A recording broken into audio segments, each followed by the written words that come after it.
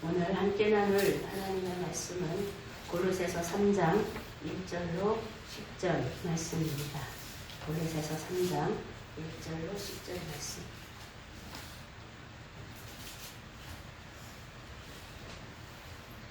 찾으셨으면 한 절씩 교독하겠습니다.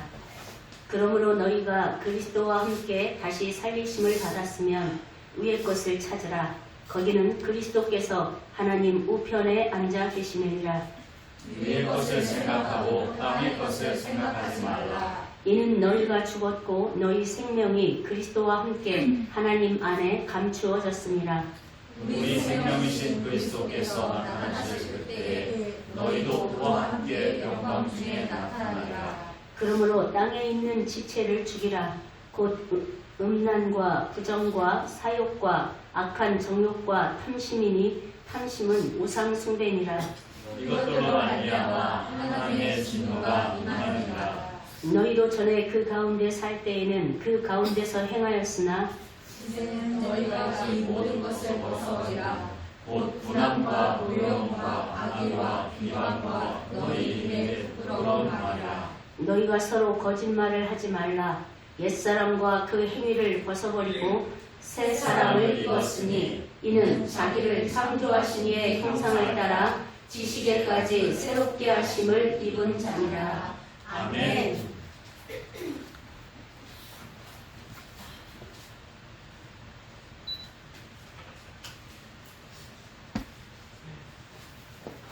이번 주부터 한 두, 세 주 정도 그리스도인의 새 생활에 대해서 나눌 텐데, 그리스도인의 새 생활이란 뭘까? 우리가 예수님 죽으시고 부활하신 고난주간서부터 계속 말씀을 이어왔는데, 오순절에 성령님이 임하시고 베드로가 설교했을 때, 예수가 그리스도이심을 복음을 설교했을 때 한꺼번에 3,000명, 5,000명이 회개하고 자기의 죄를 고백하고 세례를 받음으로 구원을 얻었다고 했습니다. 여기서 말하는 세례는 그저 세례 의식을 이야기하는 게 아니에요. 예전의 세례는 침례였죠. 물에 머리까지 다 잠갔다가 일어나는 것이 세례. 예수님이 그렇게 세례를 받으셨어요. 그것을 세례 또는 침례라고 하는데, 요즘에는 성수를 찍어서 성부와 성자와 성령의 이름으로 세례를 주노라. 이렇게 세례 의식이 있어요.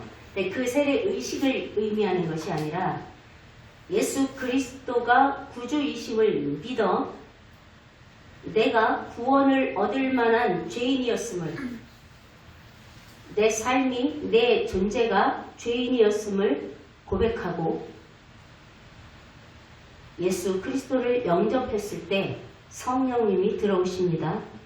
그 성령님이 임하시는 것을 성령 세례라고 하는데, 오늘 베드로가 설교했을 때 5,000명, 3,000명이 회개하고 세례를 받았다는 것은 바로 그 성령 세례를 의미하는 거예요. 그랬을 때 그들의 삶이 바뀌었잖아요. 우리도 마찬가지인 거예요. 예수 그리스도를 믿어서 내가 죄인임을 고백하고, 내가 지금까지 나는 윤리적으로 도덕적으로 흠이 없이 살려고 애써 왔는데, 그래서 나는 좀 괜찮은 사람인 줄 알았는데 예수 그리스도를 알고 보니 윤리 도덕적인 죄를 가지고 예수가 십자가에 죽으신 게 아니었다라는 걸 알았습니다. 내 마음에 품었던 죄, 생각에 품었던 죄, 또는 알게 모르게 습관적으로 내뱉었던 모든 말들 중에 주님이 말씀하시는 비방하지 말고 판단하지 말라 했던 이 모든 것들이 내 안에 있었음을 고백합니다. 그렇게 고백했을 때 성령님이 이제 내 안에 들어오시는 이 세례, 이 세례가 임하여진 사람이 바로 성도예요. 그리스도인이에요.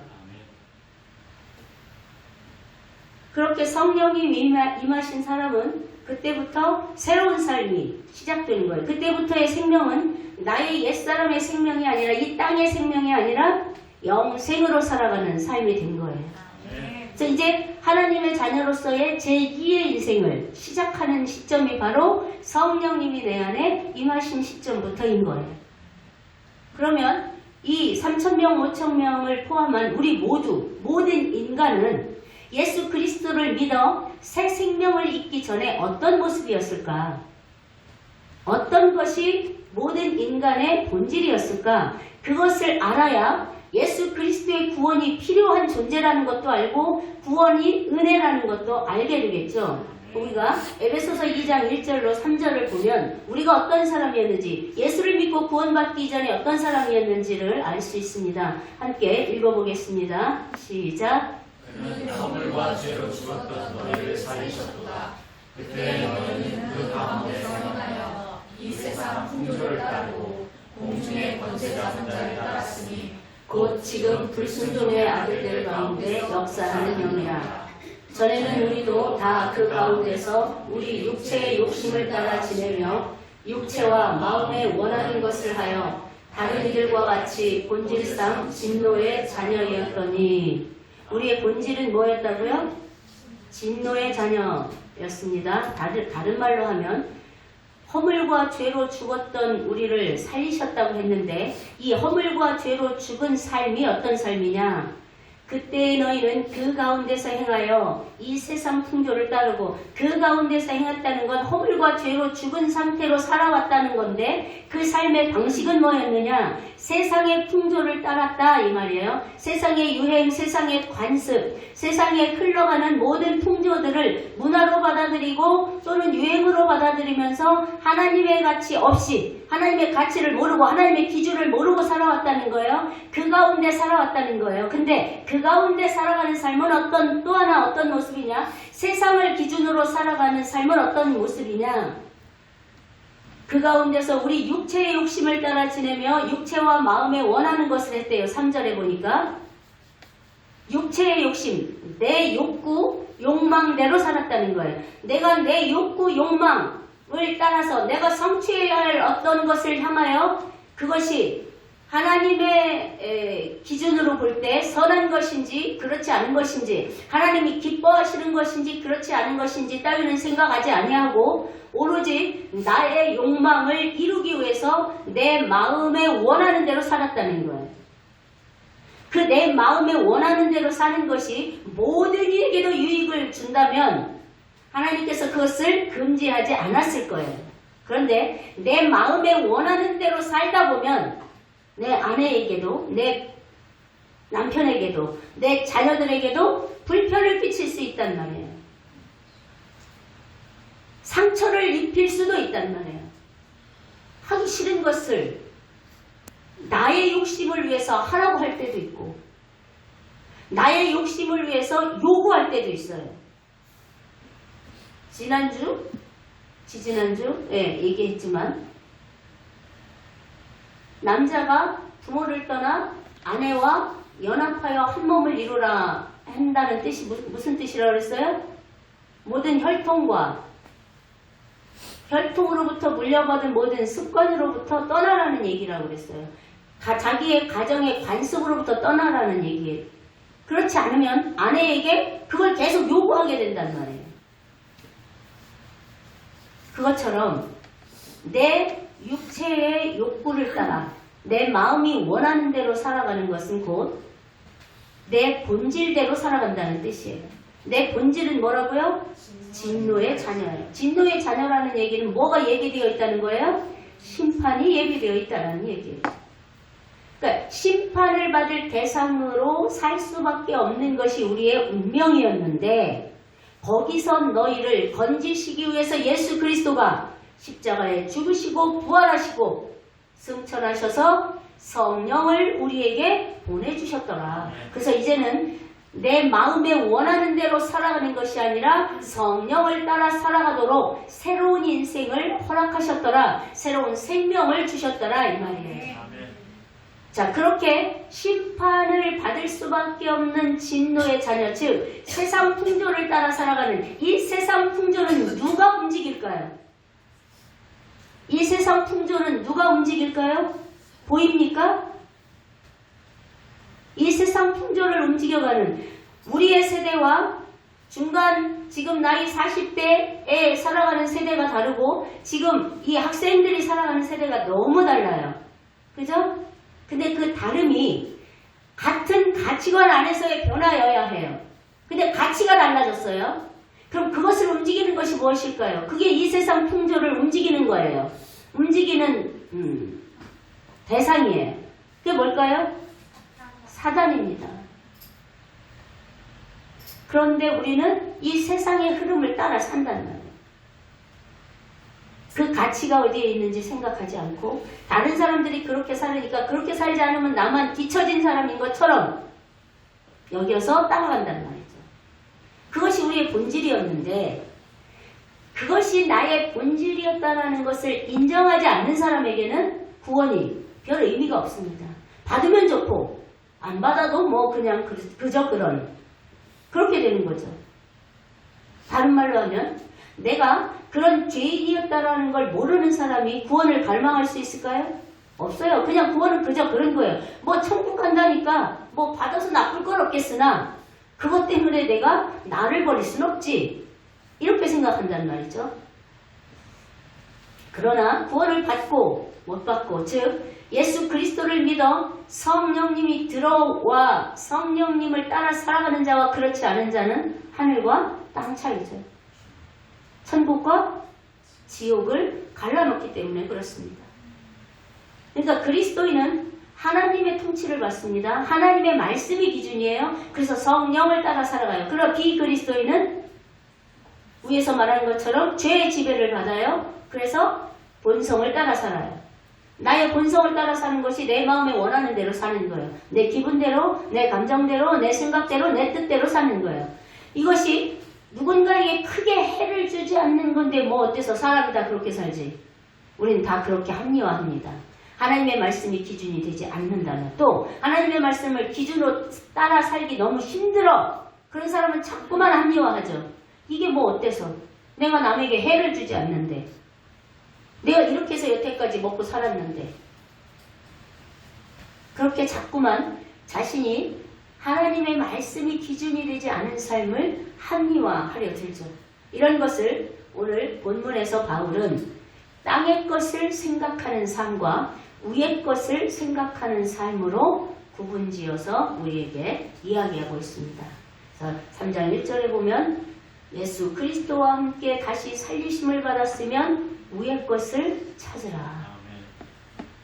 2절에 보면 위의 것을 생각하고 땅의 것을 생각하지 말아라. 이렇게 얘기한단 말이에요.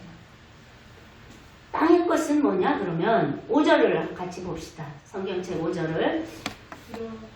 5절에 땅의 것은 뭐뭐 있습니까? 음란, 부정, 사욕, 악한 정욕, 탐심. 그 중에 탐심은 뭐다? 우상숭배다. 이 이야기는 자 우리가 이성에 대하여 탐심이 들어왔어요. 그러면 우리 안에서 뭐가 움직이겠어요? 음란, 음욕, 정욕이 움직일 거예요.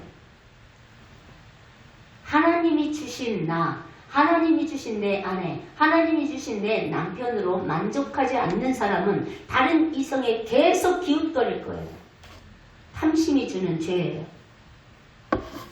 또 돈의 탐심이 생기면 그 사람은 돈을 모으고 돈을 버는 일에 수단과 방법을 가리지 않는 부정과 사욕을 일삼을 거예요. 그죠? 또 권력에 탐심이 생긴 사람은 어떻게 할까요? 어떤 사람을 짓밟고라도 내가 그 자리에 올라서려 할 거예요. 어떤 부정한 일을, 어떤 사욕을 채워서라도 그 자리에 오르려고 할 거예요. 명예의 탐심이 있는 사람은 그 명예를 위해서라면 어떤 거짓말도 일삼지 않을 거예요. 자신을 명예를 실추시키는 어떠한 삶에 대해서도 다 가리려고 할 거란 말이죠. 다른 사람을 해치면서까지도.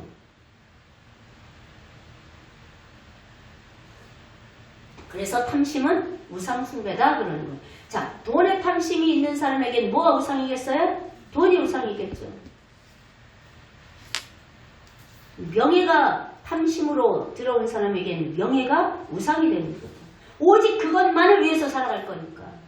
내 몸이 상하든 말든 다른 사람을 힘들게 하든 말든 가족들을 힘들게 하든 말든 그것만을 위해서 살아갈 거예요. 그래서 우상이라고 하는 거예요. 오늘날의 우상은 이전날에 이 초대교회 이전에 신성을 섬기던 우상, 그것보다 더 깊은 우상이 바로 나라는 거예요. 돈을 따라가는 나, 명예를 따라가는 나, 이성을 따라가는 나, 성적을 따라가는 나, 출세를 따라가는 나, 이게 우상이라는 거예요. 왜? 그것만을 위해서 살아가니까. 그것이 하나님보다 늘 우선에 있고 그것들이 하나님을 바라보지 못하도록 가로막고 그것들 때문에 하나님이 보이지 않아요. 그럼 그것들이 제거되어야만 하나님이 보일 것이고 믿어질 것인데 그걸 제거하려 하지 않아요. 왜? 그게 내 삶의 목적이 되었습니다. 그것을 옛사람, 땅의 것이라고 오늘 바울이 이야기하는 거예요. 그런데 6절에 보면 그 땅의 것을 바라보는 사람의 결국은 뭐예요? 하나님의 진노가 임한다는 거예요. 자, 지금 나는 그렇게 살고 있는데도 불구하고 내게는 하나님의 진노가 임하지 않았어? 그 사람에게 하나님의 침묵이 진노래요. 왜? 침묵하신다는 얘기는 두고 보고만 있는 거예요. 그러니까 지금 현재 나에게는 아무런 해가 가해지지 않는 것 같고 하나님이 살아계시지 않는 것 같아요. 이렇게 살아도 될 것 같아요. 근데 계속 그렇게 살면 마지막에 그 인생의 결국에 하나님의 나라가 내 것이 될 수 없는 거죠. 갈라지겠죠. 하나님의 나라와 지옥이. 그러니까 결국 침묵이 진노하심인 거예요. 그러나 하나님이 자꾸만 터치하시면 너 이거 아니야. 부모를 통해서, 선생님을 통해서, 친구를 통해서, 누군가를 통해서, 목사를 통해서, 누군가를 통해서 아니 거기서 돌아서야 해. 그거 아니야. 하나님이 지금 너한테 침묵하신다고 괜찮다고 생각하면 안 돼. 그게 함정이야. 이야기해 줄 때 돌이켜야 한다는 얘기예요. 그렇게 이야기해 주는 것이 바로 하나님이 지금 나에게 관심을 가지고 이야기하고 계시다는 뜻이에요.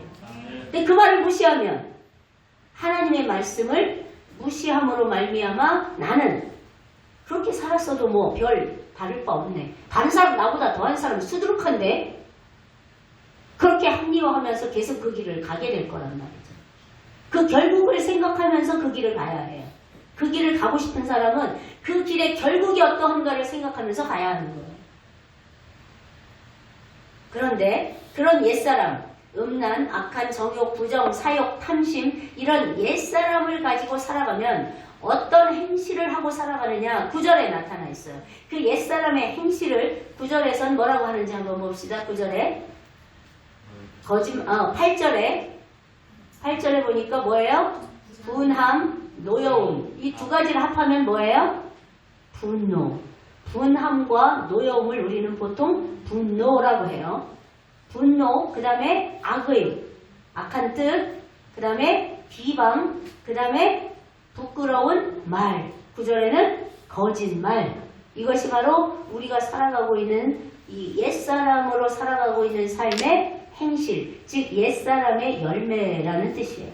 한번 이 중에 나는 여기에 하나도 한 번도 노출된 적이 없어. 내게 드러난 적이 없어. 나는 분노한 적도 없고 악의를 가진 적도 없고 다른 사람을 비방한 적도 없고 내 입에서 부끄러운 말을 한 적도 없고 거짓말을 한 적도 없어. 하나님 앞에 자신 있는 분 손 들어보세요. 아무도 없을 거예요. 우린 다 이 옛사람의 행실을 하고 살아왔단 말이죠. 그런데 이 죄가 연결되는 것을 한번 보세요. 분노가 생기면 그 다음에 뭐 할 것 같아요? 악의가 따라와요. 어떤 악의? 이 분노는 뭔가 억울해서 생겼거나 그죠? 다른 사람이 나한테 해를 끼쳤다고 생각해서 생겼거나 아니면 아까 말한 탐심이 움직인다면 내가 하려고 했던 것대로 되지 않는데 그것을 방해하는 사람이 있기 때문이라고 생각했다면 분노할 거예요. 내 뜻을 이루지 못해서 그 뜻이 악한 것이든 나의 유익만을 위한 것이든 그건 구별하지 않고 구분하지 않고 그것이 이루어지지 못하게 가로막고 있는 장애에 대해서 화가 났을 거예요. 분노했어요. 그러면 이제 어떻게 하겠어요? 그것을 치우기 위해서 그것을 보복하기 위해서 악의를 떠올릴 거예요. 이렇게 해서 이렇게 해서 이렇게 할까? 저렇게 해서 저렇게 해서 저렇게 할까? 악의를 품게 될 거예요. 그러면 그 악의가 내 안에 섰다면 그 다음부터 내 입에서 나오는 말은 상대방을 비방하는 말, 비판하는 말, 판단하는 말, 무시하는 말 막 할 거예요. 그 입에 부끄러운 말인지도 모르고 막 할 거예요. 또는 거짓말도 일삼지 않을 거예요. 부끄러워하지 않을 거예요. 무엇을 위해서? 나의 분노를 해결하기 위해서. 내 악의를 이루기 위해서. 그렇게 할 거란 말이에요. 한번 그 경우를 잘 생각해 보세요. 우리가 그렇게 하고 살지 않았나? 크든 작든 우린 그렇게 살았단 말이에요. 근데 그거를 구분하지 않아요. 내가 지금 분노가 일어나네. 내가 악한 생각을, 악한 뜻을 계획하고 있네. 내가 비방하고 판단하는 말을, 무시하는 말을 막 하고 있네. 거짓말을 하고 있네. 나를 살리기 위해서. 이것을 계산하면서 그것을 의식하면서 그렇게 하는 사람은 거의 없단 말이죠. 그래서 그것을 옛사람의 행위다. 근데 그것을 벗어버려라. 오늘 바울은 그렇게 권면하고 있단 말이에요.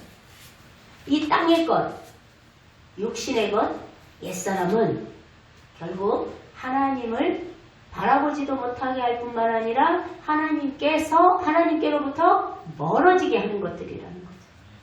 점점 하나님으로부터 멀어지게 하는 것들이라는 거죠.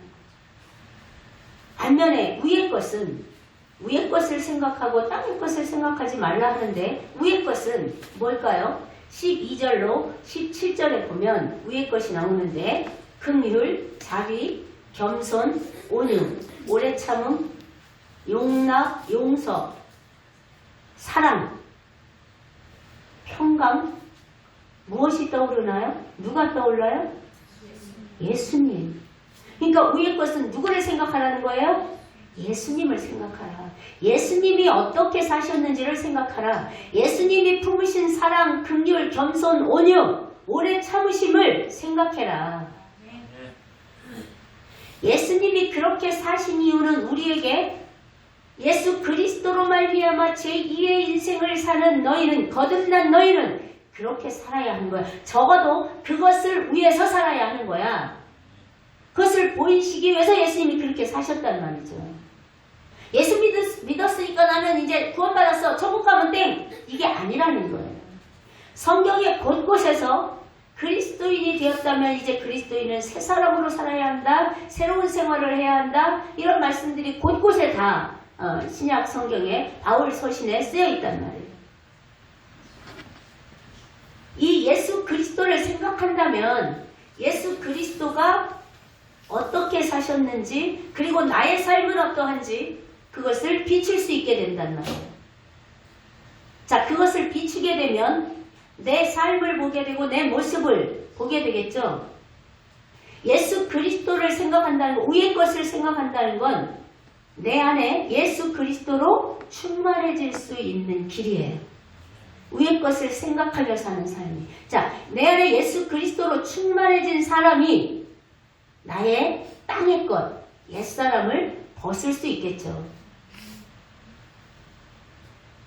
땅의 것을 죽일 수 있는 사람, 그 사람은 위의 것, 즉 예수 그리스도를 바라보는 사람이에요. 예수 그리스도를 바라본다는 게 뭘까? 주님을 의식하고 주님을 생각한다는 거예요. 바울의 말한 것처럼 위의 것을 생각하라. 우리는 우리의 일상에 묻혀서 주님을 생각하지 않을 때가 너무 많더라는 거예요. 근데 내 일상 속에서 내가 오늘 피곤함 속에서도 내가 오늘 어떤 일이 힘듦 속에서도 어떤 사람과의 부딪힘 속에서도 아니면 나의 일의 형통함의 기쁨 속에서도 주님을 생각한다면 의식한다면 기쁘면 감사할 것이고 안 되면 주님께 맡길 것이고 막히면 주님을 구하게 될 거란 얘기죠. 그게 주님을 바라보는 삶이라는 거예요. 그런 사람이 땅의 것, 옛사람, 육신의 것, 마음대로 살던 본질대로 살던 삶을 포기할 수 있다는 얘기예요. 우리가 주변에서 큰 병에 걸렸다 나았거나 또는 큰 사고로 죽었다 다시 살아난 사람들은 한결같이 뭐라고 얘기해요? 나는 이제부터 내 삶은 덤이야. 난 이제 진짜 제2의 인생을 얻게 됐어. 그래서 막 새로운 삶을, 새로운 가치의 삶을 결단하고 실제적으로 뭐 남편에게, 아내에게, 자녀에게 또는 이웃에게 이전과 다른 태도를 가지게 된다는 거예요. 하물며 예수 그리스도와 함께 죽고 예수 그리스도와 함께 다시 살리심을 입은 우리가 그리스도인이 제2의 인생, 새로운 하나님의 자녀로서 성령을 따라가는 삶을 살지 않을 수가 없다는 얘기죠. 정말 거듭났다면, 정말 예수 그리스도의 생명이 내 안에 들어와 성령님을 모신 자가 되었다면, 내가 몸된 성전이 되었다면, 예수 그리스도의 은혜로 말미암아 내가 정말 옛사람에게서 죽고 예수 그리스도의 생명 영생으로 다시 살리심을 받았다면 제2의 인생, 새로운 삶을 사는 것이 당연한 거라는 거죠.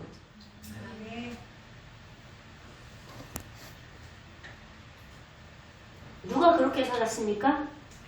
성경에 대표적으로 우리가 떠올릴 수 있는 사람, 바울이 그랬어요. 베드로를 비롯한 모든 제자들이 그랬어요.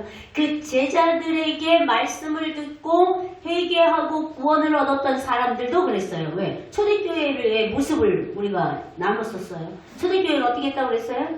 자신에 있는 재산을 팔아 없는 성도들에게 나눠줬다고 그랬잖아요. 그런 삶을 살게 되더라는 거죠. 그것이 바로 위의 것을 바라보는 삶이라는 거예요. 우리가 영생을 가졌다, 영생을 얻었다 해도 잘 믿겨지지 않는 이유는 그 영생이라는 이 새 생명이, 하나님의 생명이 오늘 말씀해 보니까 하나님 안에 감추어져 있어서 그렇다 그래요. 3절에 보니까. 그죠? 이는 너희가 죽었고 이 옛사람에 대하여 죽었고 너희 생명이 그리스도와 함께 하나님 안에 감추어져 있어. 영생을, 우리가 얻은 영생이 하나님 안에 감추어져 있기 때문에 사람들은 영생을 얻었다는데요. 나는 이전과 똑같이 살고 있는데 뭐가 새로워졌다는 거지, 다시 살았다는 건지 이 이야기들을 한다는 거예요. 그 영생은 하나님 안에, 예수 그리스도와 함께 하나님 안에 감추어져 있기 때문에. 그럼 이 영생이 언제 빛을 발할까요? 하나님 안에 감추어졌던 이 영생은 언제 증명될까요? 예수 그리스도를 따라 살아가는 삶에서도 증명이 돼요. 또 결정적인 것은 예수 그리스도께서 재림하여 오실 때에, 그때에 새 생명, 영생을 얻은 자는 이미 죽었을 때 예수님이 재림해 오신다면 무덤에서 일어나 공중으로 들려 올라가 주님을 만날 것이고, 살아있을 때에 예수님이 재림하여 오신다면 살아서 공중에 올라가 부활체로 변형돼서 공중에 올라가서 주님을 만나게 될 거라는, 그것으로 영생이 증명될 거라는 겁니다.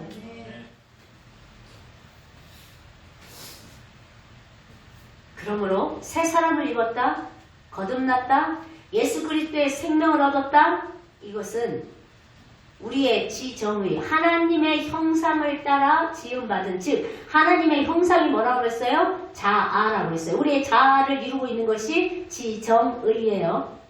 우리의 생각과 뜻과 마음이 하나님의 것으로 지음을 받았단 말이에요. 창조되었다는 얘기예요. 그러나 죄로 말미암아, 아담과 하와의 죄로 말미암아 그것이 오염되었다가 예수 그리스도를 믿어 구원을 받았을 때, 그래서 성령님이 들어오셨을 때 우리가 그것이 다시 처음에 하나님이 창조하셨던 하나님의 형상이 회복되었다, 이렇게 표현해요. 그걸 다른 말로 재창조되었다, 이렇게 표현해요. 재창조되었기 때문에 새 사람이 되었다는 거예요. 다시 태어났다는, 거듭남이 뭐예요? 다시 태어났다는 거잖아요. 다시 태어났다는 거예요. 그렇기 때문에 너희의 지정의, 너희의 자아가, 너희의 영이 다시 지으심을 받았기 때문에 너희는 옛사람과 그 행실을 벗어버려라. 행위를 9절에 보면 9절 하반절에 보면 옛사람과 그 행위를 벗어버리고 이렇게 표현하잖아요. 옛사람과 옛사람의 행위. 아까 말한 대로 옛사람은 뭐라고 그랬어요? 음란과 부정과 사욕과 탐심들 이것으로 살아온 행위 그것이 옛사람의 행위라고 했어요. 그 옛사람의 행위는 뭐라고 했어요? 성경에 분함과 노여움과 악의와 비방과 부끄러운 말과 거짓말 같은 것들 무례함 이런 것들이 여기에 다 속해 있는 것. 고집, 자존심 다 여기 속해 있는 것. 이제 이런 것들을 벗어버려라. 새 사람을 입었으니까 벗어버려라. 이렇게 바울이 권면해요. 그러면 그 옛사람과 옛사람의 행실을 벗어버리는 방법이 뭘까요?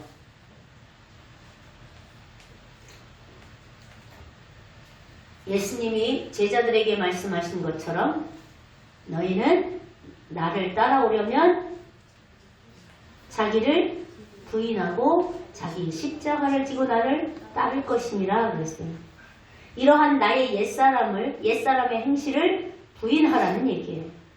새 사람을 입었으니까. 죄된 본성을 십자가에 못 박으라는 얘기예요. 그런데 우리가 주변에 보면 예수님을 믿었지만 그래서 교회는 다니지만 여전히 옛사람의 본성대로 살아가는 사람, 즉 새 생명의 지배를 받지 못하는 사람이 허다하게 많더라는 거죠. 교회 안에도. 그러니까 교회 안에서도 싸움이 일어나고 하는 거죠. 새 생명의 지배를 받는다면 그런 일이 없을 거예요. 왜? 용납하라고 하시니까, 사랑하라고 하시니까. 새 사람이 품어야 할 성품이 12절부터 17절에 나와 있다고 했잖아요. 거룩하고 긍휼하고 자비와 겸손과 온유와 오래 참음, 용납, 용서. 이게 새 사람이 가져야 할 행실이란 말이에요. 그렇다면 내가 새 사람을 입어서 옛 사람을 벗고 새 생명의 지배를 받는다면 이러한 성품을 갖고 살아야 한다는 얘기예요. 12절로 17절에서 말하는 그 위의 것, 예수 그리스도가 가지고 있는 그것을 따라 살아야 하는데 여전히 옛 사람의 지배를 받다 보니 교회 안에서도 여전히 싸우고 비방하고 판단하고 서로 끼리끼리 담을 짓고 무시하고 이런 일들이 일어나더라는 거죠. 그러면 예수를 믿었는데도 왜 그렇게 이 새 생명, 영생을 주신 예수 그리스도의 지배를 받지 못하고 여전히 죄악된 본성인 옛사람의 지배를 받고 살아가느냐 이 말이에요. 그것은 이 옛사람과 옛사람의 행위를 벗어버려야 한다는 걸 의식하지 않고 여전히 땅의 것, 이 나의 옛사람만 바라보기 때문이에요. 위의 것을 바라보지 않기 때문에 그래요. 위의 것을 추구하지 않고 위의 것을 갈망하지 않기 때문에 그런 거죠. 근데 예수 그리스도를 믿고 성령이 임하실 때 회심한 사람이 있어요. 이 회심은 예수님을 믿을 때 같이 회심이 되는 사람도 있고 예수 그리스도를 믿고 이후에 회심이 되는 사람도 있어요. 다 달라요. 근데 예수 그리스도를 믿고 회심한 사람은 이 새 생명의 지배를 받는 거예요. 그래서 자꾸 자기 자신 안에서 습관적으로 옛사람의 행실이 드러나는 것을 자신이 본다면 그것들을 그 즉시 벗어버린단 말이에요. 그런데 여전히 옛사람의 지배를 받는 사람, 즉 위의 것을 생각하지 않는 사람은 그것이 옛사람인지조차도 의식하지 않고 살아가더라는 거예요. 그만큼 우리의 옛사람, 죄된 습관은 견고하기 때문에 그래요. 근데 오늘 바울이 말하는, 여기서 말하는 그 행위를 벗어버리고 라고 했을 때 원어적인 의미는 한 번 벗어버리고로 끝나는 게 아니라 계속적으로 현재 진행형 단어를 쓰고 있어요. 현재 진행형으로 벗어버려라. 이건 무슨 얘기예요? 계속해서 나의 옛사람과 옛사람의 행위를 십자가에 못 박아라. 부인해라. 부정해라. 무시해버려라. 던져버려라. 어디로? 주님께로. 그 얘기예요. 한 번 일회성이 아니라 왜? 일회성으로 끝납니까? 우리의 옛사람의 행실이? 계속 드러나죠. 어떤 한마디에도 금방 분노했다가 또 어떤 다른 사람이 어떤 한마디에 금방 웃었다가 막 이러잖아요. 그때마다 벗어버려라. 계속적으로 벗어버려라. 언제까지? 주님의 나라에 갈 때까지. 육신이 살아있는 동안은 계속적으로 벗어버려야 한다. 이것을 바울이 이야기하는 거예요. 그것을 로마서 12장 1, 2절에서 뭐라고 표현하냐면 같이 읽어봅시다. 그러므로 형제들아 내가 하나님의 모든 자비하심으로 너희를 권하노니 너희 몸을 하나님이 기뻐하시는 거룩한 산 제물로 드리라. 이는 너희가 드릴 영적 예배니라. 너희는 이 세대를 본받지 말고 오직 마음을 새롭게 함으로 변화하라. 하나님의 선하시고 기뻐하시고 온전하신 뜻이 무엇인지 분별하도록 하라. 아멘. 계속해서 나의 옛사람과 옛사람의 행실을 벗어버리는 것, 부인하는 것, 십자가에 못 박아 죽여버리는 이것이 바로 로마서에서는 영적 예배다. 또는 나의 옛사람을, 내 몸을 산 제물로 하나님께 드리는 거다. 이렇게 표현하고 있는 거예요. 오늘 내가 어떤 사람의 말을 듣고 분노가 올라왔어요. 이 분노를 참을 수가 없고 견딜 수가 없어요. 그래서 막 악한 생각을 계속 되씹고 했어요. 그러다가 내가 주님을 생각하지 못했구나. 이게 끝도 없겠구나. 우리가 잘 아는 말이 있어요. 생각하면 생각할수록 괘씸하네 이것이. 그거 막 계속 생각하는 거죠. 그러다가 위의 것을 주님을 생각하지 못했네 라는 깨달음이 올 때 주님, 제가 어떤 사람에게 이런 말을 듣고 이런 말을 들었더니 제 안에서 이러한 분노와 이러한 악의가 이런 생각도 저런 생각도 마구 솟구쳐 오릅니다. 이것을 내가 십자가에 못 박습니다. 나는 예수 그리스도와 함께 다시 산 사람입니다. 이것은 나의 옛사람의 행실입니다. 이제 이것을 행하지 않겠습니다. 이것을 버립니다. 이렇게 하는 것이 바로 내 몸을 산 제물로 드리는 것이고 이것이 바로 영적 예배다 이 말이에요. 그러면 이 영적 예배는 교회에 와서만 드릴 수 있는 걸까요? 우리가 살아가는 매 순간 드릴 수 있는 걸까요? 매 순간 가능한 거예요. 왜? 내 안에 성령님이 계시니까. 그분 앞에 내가 매 순간 영적 예배를 드릴 수 있는 거예요. 드러날 때마다 옛사람의 행실이 드러날 때마다 드릴 수 있는 거예요. 그때마다 주님은 기뻐하셔서 네가 나에게 오는구나. 네가 나를 찾는구나. 네가 나를 의지하는구나. 네가 나를 생각하는구나. 그런 너 때문에 내가 기쁘다. 저는 회개하느라고 우는데 주님은 방실방실 웃는 하회탈로 내 앞에 나타나시더라고. 내가 이런 너 때문에 기쁘다. 내가 회개하는 게 나는 이런 부끄러운 나로 주님 앞에 가고 있는데 주님은 그걸 기뻐하시는구나. 그 주님이 그걸 기뻐하시는 것 때문에 또 울어. 감사합니다. 이런 나를 기뻐하시다니요. 그게 하나님의 은혜요, 사랑이요. 우리는 내가 그러한 자아를 가지고 살지 않을 수 있는 은혜를 입은 복된 사람이라는 거예요. 근데 그런 은혜를 입었어도 주님을 따라가는 삶을 살지 못하더라는 거죠. 자꾸만 육신에 매여서, 땅의 것에 매여서 이제 위의 것을 생각하는 영적 예배의 삶을 살아가는 우리가 되기를 원합니다. 위의 것을 생각하라. 누구를 생각하라? 예수 그리스도를 생각하라. 그것이 곧 성령을 따라 살아가는 삶이 되고 그것이 곧 하나님의 통치를 받는 삶이요. 그것이 곧 천국 백성의 삶이라는 거예요. 그럴 때 세상이 그런 그리스도인을 보고 아, 하나님이 진짜 살아계신가 봐. 다르네. 진짜 예수 믿는 사람은 다르구나. 그래서 예수님께 관심을 갖게 될 거 아니에요. 난 저 사람을 때문에 예수 못 믿겠어. 이런 사람이 되면 안 되잖아요, 우리가.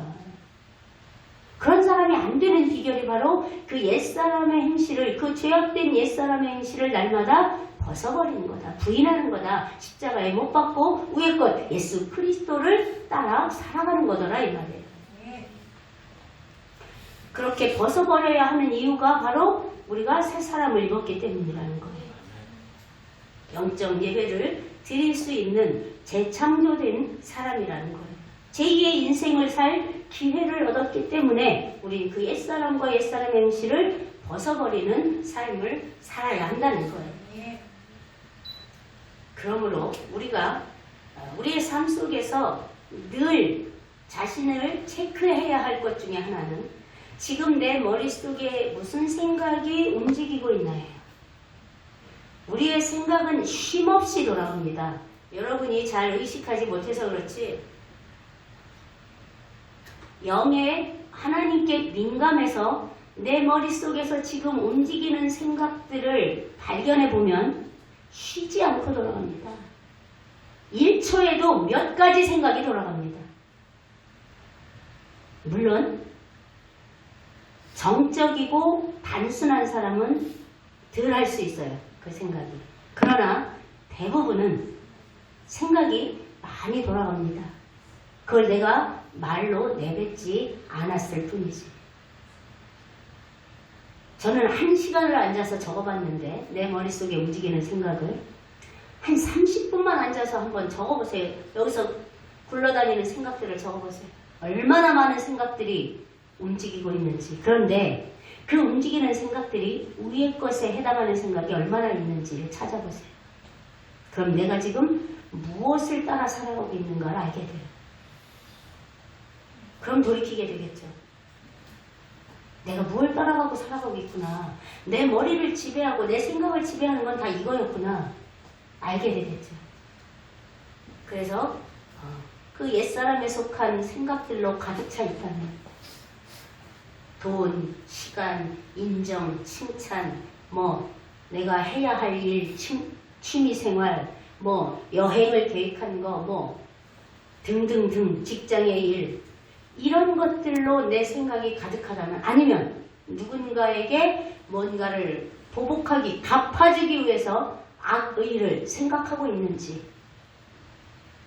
이제 이런 것들을 벗어서 하나님 앞에 드리고 십자가에 못 박아버리고 그 안에 그것들을 버린 자리에 하나님으로, 하나님의 말씀으로, 하나님의 은혜로 채울 때 우리는 12절로 17절에서 말하는 위의 것, 즉 예수 그리스도의 성품을 닮아가는 사람이 될 수 있습니다. 아멘. 그것이 바로 시와 신령한 노래로 16절에서 말하는 하나님을 찬양하는 삶이요. 그것이 바로 우리가 부름받고 택함받은 목적입니다. 하나님이 우리를 부르시고 택하신 이유는 우리를 통해 영광 받으시고 우리를 통해 찬양 받으시기 위해서라고 이사야서에 쓰여 있습니다. 근데 우리가 하나님을 온전히 찬양할 수 있는 건 나의 옛사람이 부인되지 않고는 안 되더라는 거죠. 왜? 그 안에 내가 자꾸만 묻혀서 살아가니까. 그래서 그것을 벗을 때 우리는 참된 그리스도인으로서 하나님께 영광이 될 뿐만 아니라 하나님의 영광을 드러내는 그리스도인이 될 수 있다는 말이죠.